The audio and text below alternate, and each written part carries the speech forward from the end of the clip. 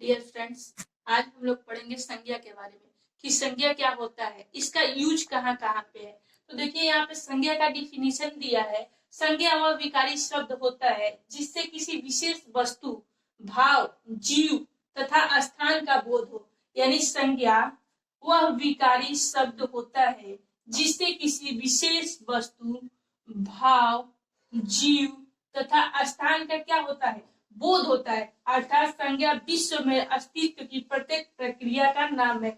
जैसे संज्ञा में आपका विशेष वस्तु का नाम हो जाएगा, विशेष भाव का नाम हो जाएगा, विशेष जीव का नाम होगा, विशेष स्थान का नाम हो जाएगा। वही हमारा क्या कहलाता है, संज्ञा कहलाता है। और संज्ञा के 5 प्रकार होते हैं। संज्ञा के 5 प्रकार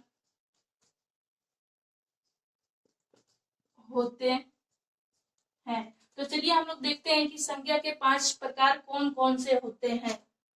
तो देखिए इस संज्ञा के जो 5 प्रकार होते हैं, पहला होता है आपका व्यक्तिवाचक संज्ञा, दूसरा होता है जातिवाचक संज्ञा, तीसरा होता है भाववाचक संज्ञा, और चौथा होता है समूहवाचक संज्ञा, और पांचवा होता है द्रव्यवाचक संज्ञा। ठीक है, यानी व्यक्तिवाचक संज्ञा में हम लोग एक व्यक्ति का बात करते हैं, जातिवाचक संज्ञा में विशेष जाति का बात करते हैं, भाववाचक संज्ञा में हम लोग भाव को दर्शाते हैं, और समूहवाचक संज्ञा में हम लोग समूह में जितने भी चीज आते हैं उसके बारे में हम लोग पढ़ते हैं, और द्रव्यवाचक संज्ञा में द्रव्य पदार्थ जितने भी आते हैं उसके बारे में हम लोग पढ़ते हैं। तो चलिए हम लोग व्यक्तिवाचक संज्ञा का परिभाषा जानते हैं।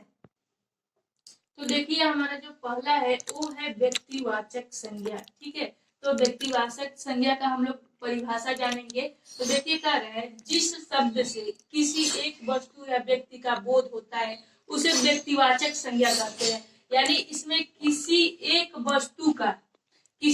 वस्तु का और एक ही व्यक्ति का क्या होगा, बोध होगा, उसे हम व्यक्तिवाचक संज्ञा कहते हैं। जैसे रमेश, यानी आप रमेश कहने से किसी एक स्पेशल व्यक्ति का क्या हो रहा है, बोध हो रहा है, इसलिए ये व्यक्तिवाचक संज्ञा है। महेश कहेंगे तो बहुत सारे लोगों का बोध नहीं होगा, केवल महेश का बोध हो रहा है, इसलिए इसे व्यक्तिवाचक संज्ञा कहेंगे। सीता कहने से किसी एक लड़की का बोध हो रहा है, इसलिए ये भी क्या है, व्यक्तिवाचक संज्ञा है। गीता, ये भी व्यक्तिवाचक संज्ञा है। यानी जितने भी नाम गीता, सीता, मोहन, रोहन, सोहन, ये जितने भी है सब एक व्यक्तिवाचक संज्ञा है, क्योंकि इन लोगों के नाम रखने से किसी एक व्यक्ति का क्या हो रहा है, बोध हो रहा है। अब देखिए दूसरा नंबर जो है हमारा वो जातिवाचक संज्ञा है। ठीक है, जिस शब्द से एक ही प्रकार की वस्तुओं, व्यक्तियों तथा प्रवृत्तियों का बोध हो उसे जातिवाचक संज्ञा कहते हैं।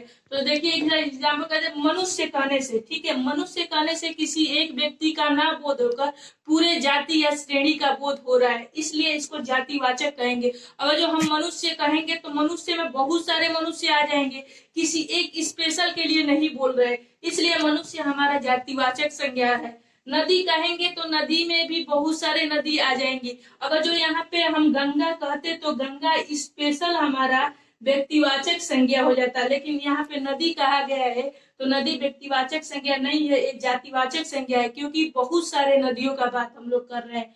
घोड़ा कहने से, अगर जो हम बात करें घोड़ा कहने से क्या हो रहा है, बहुत सारे घोड़ों के विषय में हम लोग जान रहे हैं। अगर जो यहीं पे हम लोग चेतक घोड़ा कर दे, चेतक घोड़ा, तो ये हमारा जातिवाचक संज्ञा हो जाएगा, क्योंकि चेतक घोड़ा एक प्रकार का घोड़ा है। ठीक है, अब देखिए लड़की कहने से किसी विशेष लड़की के बारे में न बोध होकर पूरी जाति या श्रेणी का बोध हो रहा है, इसलिए लड़की यहाँ पे हमारा जातिवाचक संज्ञा हो जाएगी।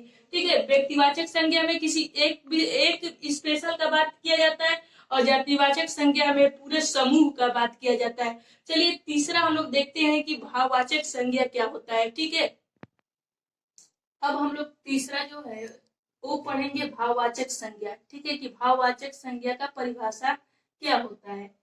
देखिए यहाँ पे, जिस शब्द से किसी व्यक्ति या वस्तु के गुण या धर्म, दशा तथा कार्य व्यापार का बोध हो उसे भाववाचक संज्ञा कहते हैं। यानी भाववाचक संज्ञा में किसी व्यक्ति के या वस्तु के गुण या धर्म, दशा तथा कार्य व्यापार का क्या होता है, बोध होता है उसे भाववाचक संज्ञा कहते हैं। जैसे नम्रता, नम्रता कहने से हम किसी भी चीज के भाव को जान जाते हैं, ठीक है। मिठास, मिठास को तो हम लोग छू नहीं सकते हैं, ना ही इसको क्या कर सकते हैं, टच कर सकते हैं, लेकिन इसको हम क्या करते हैं, महसूस कर सकते हैं, ठीक है। चाल, समझ इत्यादि क्या है, भाववाचक संज्ञा है। और 4 नंबर है वो है समूहवाचक संज्ञा, ठीक है। तो समूहवाचक संज्ञा का परिभाषा होता है जिस शब्द से वस्तु अथवा व्यक्ति के समूह अथवा बहुलता का बोध हो उसे समूहवाचक संज्ञा कहते हैं, ठीक है। यानी इसमें समूह में जो भी कुछ रहेगा उस समूह में रहेगा। जैसे देखिए सभा, सभा कह देने से किसी एक व्यक्ति या किसी चीज का बोध न होकर यहाँ पे बहुत सारे लोग इकट्ठा होंगे तब एक सभा का निर्माण होगा। तो सभा एक समूहवाचक संज्ञा है। भीड़, भीड़ में भी समूह में बहुत सारे लोग इकट्ठा होते हैं तो भीड़ जमता है, वो भी समूहवाचक संज्ञा है। बाजार, बाजार में बहुत सारे लोग आते हैं तो क्या होता है, समूह में वहां कार्य करते हैं तो ये भी समूहवाचक संज्ञा है। संघ समूहवाचक संज्ञा है। गुच्छा, गुच्छा जैसे अंगूर का गुच्छा रहता है तो अंगूर गुच्छा में क्या एक समूह के रूप में रहते हैं, ठीक है।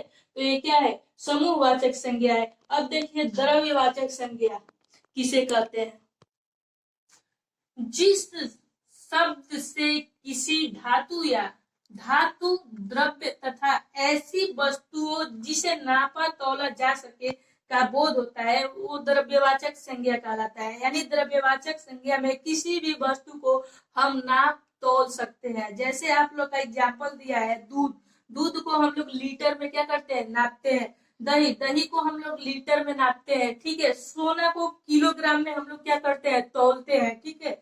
लोहा को भी किलोग्राम में तौलते हैं। लकड़ी, लकड़ी को भी हम लोग क्या करते हैं, किलोग्राम में तौलते हैं। यानी द्रव्यवाचक संज्ञा में किसी भी चीज को नापा या तौला जाता है उसी को हम लोग क्या कहते हैं, द्रव्यवाचक संज्ञा कहते हैं। चलिए अब इसके बाद हम लोग नेक्स्ट इसके आगे वाले पढ़ेंगे कि संज्ञा के ही विषय में कुछ और है तो हम लोग उसके बारे में जानेंगे, ठीक है। Thank you.